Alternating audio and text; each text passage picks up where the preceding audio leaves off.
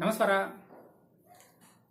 ಜೋಗಿ ಪ್ರೇಮ್ ಅವರ ನಿರ್ದೇಶನದ ಕೇಳಿ ಚಿತ್ರ ಹಲವು ಅಡೆತಡೆಗಳ ನಂತರ ರಾಜ್ಯಾದ್ಯಂತ ಬಿಡುಗಡೆಯಾಗಿದೆ.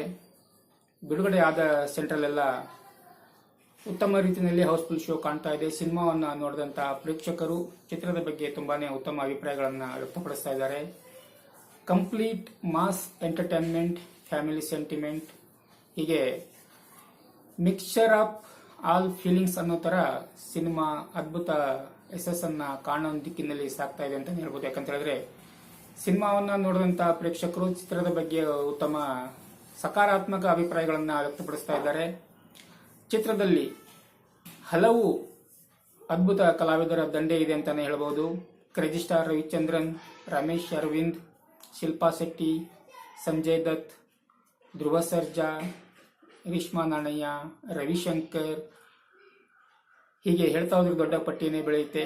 ಹಾಗೆಯೇ ವಿಶೇಷ ಪಾತ್ರದಲ್ಲಿ ಕಿಚ್ಚ ಸುದೀಪ್ ರವರು. ಅದ್ಭುತ ಮನರಂಜನೆಯ ಸಿನಿಮಾ ಅಂತಾನೆ ಹೇಳ್ಬೋದು. ಪ್ರೇಕ್ಷಕರಲ್ಲಿ ಒಂದು ಕುತೂಹಲ ಇತ್ತು, ಇಷ್ಟೊಂದು ಕಲಾವಿದರು ಇರುವಂತ ಈ ಚಿತ್ರ ಹೇಗಿರ್ಬೋದು ಅನ್ನುವಂಥದ್ದು. ಹಾಗೆಯೇ ಚಿತ್ರದ ಹಾಡುಗಳು ಕೂಡ ತುಂಬಾನೇ ಅದ್ಭುತ ಯಶಸ್ಸನ್ನ ಕಂಡಿದ್ದವು.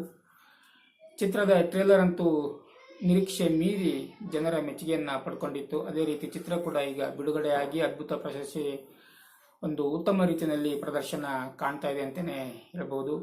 ಹಾಗಿದ್ರು ಈಗ ನಾಳೆ ಮೇ ರಜಾ ಇದೆ. ಮೇ 1ನೇ ತಾರೀಕು ರಜಾ ದಿನದಲ್ಲಿ ಇನ್ನೂ ಹೆಚ್ಚಿನ ರೀತಿಯಲ್ಲಿ ಚಿತ್ರವನ್ನ ವೀಕ್ಷಣೆ ಮಾಡುವಂತ ಪ್ರೇಕ್ಷಕರು ಇದ್ದೇ ಇರ್ತಾರೆ. ಆ ಒಂದು ಸಮಯ ಸಂದರ್ಭವನ್ನು ನೋಡಿಬಿಟ್ಟೇನೆ ಅವರು ಚಿತ್ರವನ್ನ ಬಿಡುಗಡೆ ಮಾಡಿದ್ದಾರೆ. ಏನೇ ಆಗಲಿ, ಕನ್ನಡ ಚಿತ್ರರಂಗದಲ್ಲಿ 2026ರಲ್ಲಿ ಒಂದು ಬಿಗ್ ಬಜೆಟ್ ಸ್ಟಾರ್ ಸಿನಿಮಾ ಅಂತ ಹೇಳಿದ್ರೆ ಅದು ಕೇಳಿ ಚಿತ್ರ ಅಂತಾನೆ ಹೇಳ್ಬೋದು.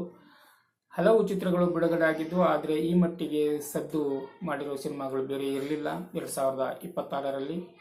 ಕೇಳಿ ಚಿತ್ರ ನೋಡಿದವರು ತುಂಬಾನೇ ಖುಷಿಪಟ್ಟು ಎಂಜಾಯ್ ಮಾಡಿದ್ದಾರೆ ಸಿನಿಮಾವನ್ನು. ಚಿತ್ರದ ಒಂದು ಪ್ರದರ್ಶನ ಹೀಗೇನೆ ಉತ್ತಮ ರೀತಿಯಲ್ಲಿ ಸಾಗಲಿ, ಚಿತ್ರ ಯಶಸ್ವಿಯಾಗಲಿ, ಕನ್ನಡ ಚಿತ್ರಕ್ಕೆ ಒಂದು ಉತ್ತಮ ಯಶಸ್ವಿ ಚಿತ್ರ ಆಗಲಿ ಅಂತ ನಮ್ಮ ಕಡೆಯಿಂದ ಚಿತ್ರಕ್ಕೆ ಶುಭವನ್ನು ಹಾರೈಸ್ತಾ ಇದ್ದೀವಿ. All the best to KD the devil Kannada picture film. ಧನ್ಯವಾದಗಳು.